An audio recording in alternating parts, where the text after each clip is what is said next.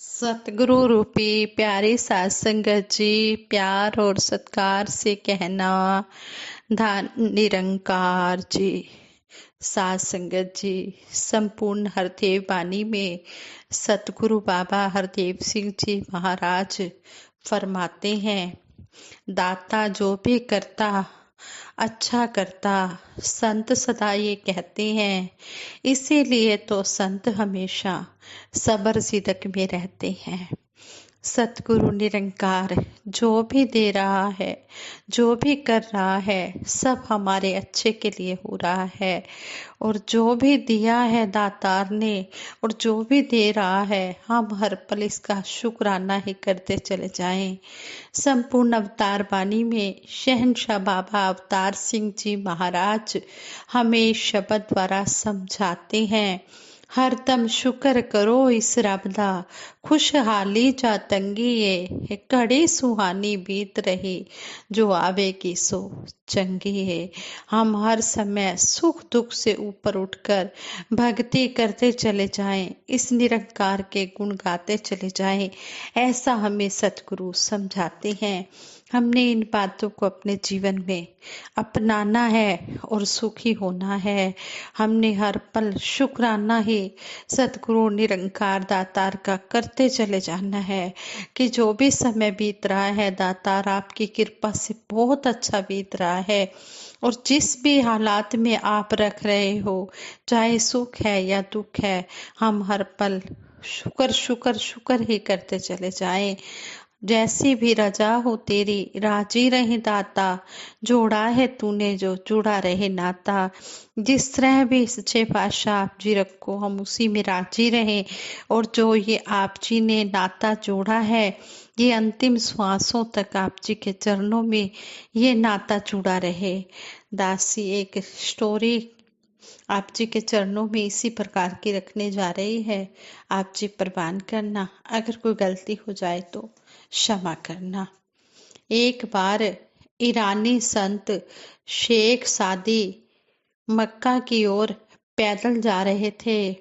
गर्मी के दिन थे और रेत गर्म हो गई थी, इसलिए उनके पैर उस तपती रेत से जले जा रहे थे, जबकि दूसरे यात्री घोड़ों, खच्चरों और ऊंटों पर यात्रा कर रहे थे। यह देखकर संत शेख सादी जी के मन में विचार उठा कि अल्लाह भी सबको समान दृष्टि से नहीं देखता, तभी तो हर एक यात्री वाहनों पर चढ़कर जा रहे तभी तो हर एक यात्री वाहनों पर चढ़कर जा रहा है, जबकि उन्हें पैदल ही जाना पड़ रहा है। इतने में संत शेख सादी जी ने एक फकीर, जिसके दोनों पैर कटे हुए थे, हाथ और जांग के बल पर चलता हुआ वह फकीर दिखाई दिया। तो उस फकीर को देखकर संत शेख सादी जी को बड़ी ही दया आई, साथ ही उन्हें पश्चाताप भी हुआ कि थोड़ी ही देर पहले वह बेकार में ही, व्यर्थ ही अल्लाह को कोस रहे थे। वह मन ही मन बोले, या खुदा, तूने मुझे बहुतों में हीन बनाया, किंतु एक पंगु फकीर से यह तो निश्चित ही तूने मुझे भला बनाया है कि इस पंगु फकीर से तो मुझे अच्छा ही बनाया है। कम से कम मेरे पैर तो हैं। अल्लाह मुझे माफ कर दो। जो तेरी करनी में बाबत जो तेरी करनी के बाबत मेरे मन में कुविचार उत्पन्न हुए थे। सात संगत जी, तभी तो हमें सतगुरु समझाते हैं। सतगुरु बाबा हरदेव सिंह जी महाराज संपूर्ण हरदेव वाणी के इस शब्द द्वारा भी समझाते हैं, शुक्र किए जा तू मालिक का, शुक्राना ही भक्ति है, गिले शिकवे अपने लब पर ना लाना ही भक्ति है। हम कभी भी गिले शिकवे ना करें, हर पल इसका शुक्राना करें कि सच्चे पातशाह तू जो भी दे रहा है, तेरा लाख लाख शुक्र है। दासी, दुख सुख क्या है, इस बात पर विचार करेगी। जिस तरह अभी शब्द द्वारा भी कहा गया कि हरदम शुक्र करो, इस रब दा खुशहाली जतंगी, चाहे दुख है या सुख है। कहते हैं कि दुख सुख एक ही सिक्के के दो पहलू हैं, जो इंसान के जीवन में बारी बारी से आते रहते हैं। ये दुख सुख तो आते ही रहते हैं, उतराइयां चढ़ाइयां तो आते ही रहती हैं, लेकिन जिसके सिर पर सतगुरु निरंकार का हाथ होता है, उसे पता भी नहीं चलता कब दुख का समय निकल गया और कब सुख का समय निकल गया। क्योंकि जो भगत होते हैं वो दुख सुख से ऊपर उठकर जिंदगी जीते हैं। वो इस सतगुरु निरंकार के सहारे अपने आप को सपना सब कुछ समर्पण कर देते हैं। जब समर्पण कर देते हैं तो फिर ये अपने आप अपने भगत की चिंता भी करता है। इस संदर्भ में बहन राबिया जी का एक सुंदर प्रसंग पढ़ने सुनने को मिलता है कि संत राबिया जी, बहन राबिया जी एक ऊंचे दर्जे की फकीर हुई हैं। एक बार राबिया जी के पास फकीर आए। राबिया जी ने उनसे कहा कि कोई परमात्मा की बात सुनाओ। फकीर ने कहा, परमात्मा की ओर से जो दुख आए उसको प्यार से सह ले, वही सच्चा शिष्य है। राबिया कहने लगे कि इसमें अहंकार की बू है, कोई इससे ऊंची बात कहो। दूसरा फकीर बोला कि परमात्मा की ओर से जो दुख तकलीफ बीमारी तंगी आए उसको सुख मानकर भोग ले, यही वही सच्चा शिष्य है।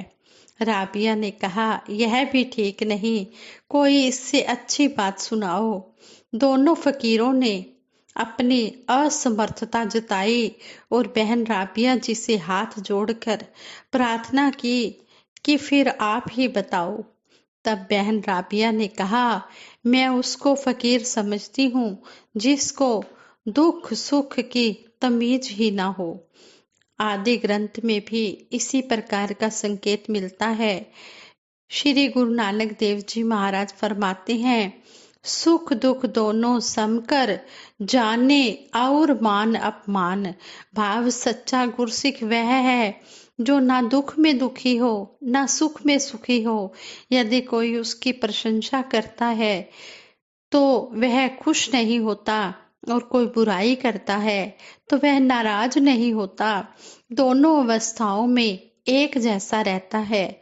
इसी तरह यह भी कहा गया है कि तुलसीदास जी कहते हैं, तुलसी संसार में सुख दुख सबको होए, ज्ञानी काटे ज्ञान से, मूर्ख काटे अज्ञानी काटे रोए। तुलसीदास जी कहते हैं कि संसार में दुख सुख सभी को होते हैं, ये नहीं कि भक्तों को दुख नहीं आते, सभी को दुख आते हैं, ज्ञानी को भी आते हैं और अज्ञानी को भी आते हैं। लेकिन जो ज्ञानी होता है वो भगवान के भरोसे होता है, वो इस ब्रह्म ज्ञान से अपने दुख को काट लेता है कि मेरा सतगुरु निरंकार का सहारा है, मुझे इसका हाथ है मेरे सिर पर, ये मेरा दुख काट देगा, ये मेरा सुख भी काट देगा। लेकिन जो ज्ञानी होता है वो दुख में रोता है और सुख में वो मुस्कुराता है। सारा संसार दुखों से घिरा है, लेकिन ज्ञानवान इंसान ज्ञान का सहारा लेकर ईश्वरीय रजा मानकर दुख को सहन करता है, जबकि अज्ञानी इंसान रोते रोते दुख को काटता है। संपूर्ण अवतार बाणी में शहनशाह बाबा अवतार सिंह जी महाराज ने स्पष्ट किया है कि यदि मानव सतगुरु की कृपा द्वारा आत्मज्ञान प्राप्त कर लेता है तो दुख उसके जीवन पर कोई असर नहीं डालते हैं। उन्होंने सुख दुख की व्याख्या करते हुए अनेक पदों में इसका उल्लेख किया है। शब्द नंबर 37 की पहली 2 लाइनों में शहनशाह जी कहते हैं, निरंकार जो मन में राखे हरदम चेहरा खिला रहे, निरंकार जो मन में राखे दूर दुख सब बला रहे। मानव निरंकार का ध्यान मन में रखता है तो उसका चेहरा हमेशा खिला खिला रहता है और सभी दुख उससे बलाएं दूर रहती हैं। शब्द नंबर 39 की पहली 2 लाइनों में इसी प्रकार का संकेत मिलता है। चाहे जग का राजा होवे, दुख पाए दुख सहता है, रमे राम को जानन हारा, हरदम सुख में रहता है। मानव संसार का राजा भी हो, तब भी वह भी आत्मज्ञान के बिना दुखी ही रहता है। जिसने सतगुरु की कृपा से इस रमे राम को जान लिया है, वह हमेशा सुख में ही रहता है। शब्द नंबर 45 की आखिरी 2 लाइनों में इसी भाव का संकेत मिलता है। निरंकार का नाम लिए जा, सुख आता दुख जाता है। अवतार गुरु की शरण आए तो हरि दृष्टि में आता है।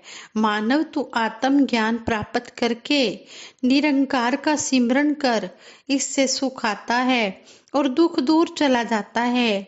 सतगुरु की शरण में आने से भगवान साक्षात दिखाई देने लगता है। सत्संग की महिमा बताते हुए संपूर्ण अवतार वाणी के शब्द नंबर 56 में समझाने की कोशिश की गई है कि हे मानव, तू संतों का संग कर ले। यह सत्संग इतना लाभदायक है कि तेरी दुख गरीबी खत्म हो जाएगी और तेरे मन का हंकार भी मिट जाएगा। साध की संगत कर ले बंदे, दुख गरीबी होगी दूर। साध की संगत कर ले बंदे, मिट जाएगा मान गरूर। और शब्द नंबर 95 में पहली 2 लाइनों में भी शहंशाह बाबा अवतार सिंह जी महाराज ने इसी प्रकार की भावना प्रकट की है। निरंकार गुरु निज सेवक का पर्दा खुद ही ढकता है। संकट कष्ट मुसीबत में यह हाथ शीश पर रखता है। निरंकार अपने भक्तों की गलतियों दोषों पर स्वयं ही पर्दा डालकर अनेक कष्टों संकटों मुसीबतों से बचा लेता है। शिष्य इसलिए दुखों से बचा रहता है क्योंकि सतगुरु का हाथ उसके सिर पर होता है। हाँ संगत जी, वाक्य में ही जो सतगुरु के चरणों में अपने आप को पूर्ण रूप से समर्पित कर देता है, कहते हैं कि पूर्ण समर्पण वाला ही तो अपनी प्रीत निभाता है। उसी की गुरु के चरणों में अंतिम श्वासों तक तोड़ निभ जाती है। आओ दातार से यही अरदास करें, यही मांग मांगे कि हे मेरे मालिक दीन दयाल, जिस तरह भी आप हमें ये लेसन पढ़ा रहे हैं, ये शिक्षाएं दे रहे हैं, इन शिक्षाओं को हम अमली जामा पहनाएं, इनको अमल रूप में लाते हुए कर्म रूप में इम्प्लीमेंट करते हुए अपना जीवन तो धारण करें ही, औरों को भी प्रेरणा देकर इस मिशन के साथ जोड़ें और औरों का भी उद्धार करने की कोशिश करें और उनको बताएं कि हमारे वक़्त के सतगुरु माता सुदीक्षा जी महाराज इस संसार में प्रकट हुए हैं और ये सारे संसार को ब्रह्म ज्ञान बांट रहे हैं। यहाँ कोई कुछ मांगा नहीं जाता, निःशुल्क ये ब्रह्म ज्ञान मिलता है। आओ सिर्फ शीश झुकाने की देर है, गुरु के चरणों में अपने आप को समर्पण करने की देर है और ये परमपिता परमात्मा मिल जाता है। कहते हैं फूल को मसलने में देरी हो सकती है, लेकिन परमपिता परमात्मा को पाने में इतनी भी देरी नहीं लगती। सिर्फ सतगुरु के चरणों में आकर झुकने की देरी है। जिस तरह कहते हैं कोई प्यासा होता है, वो नल के पास जाकर झुक जाता है, नल को खोलता है, उसमें से पानी आता है और वो झुक कर पानी पी लेता है तो उसकी प्यास बुझ जाती है।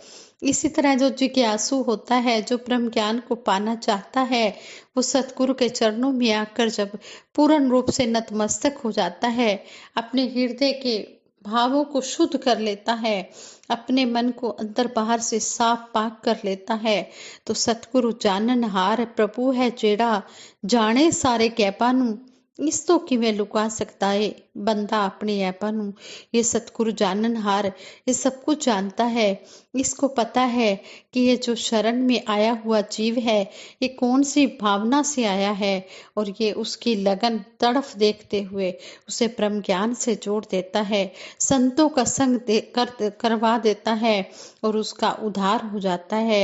लोक सुखी परलोक सुहेला हो जाता है।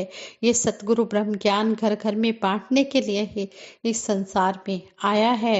आओ हम मानव जीवन की कदर करें और सतगुरु के चरणों में पूर्ण रूप से समर्पित होकर सेवा सिमरन सत्संग में लग जाएं। बोलां दे नक्शियां ते अमलां दा रंग भर दे, जीवन गुजारा तेरे संतां तो डरते डरते। साध संगत जी प्रेम से कहना धन निरंकार जी।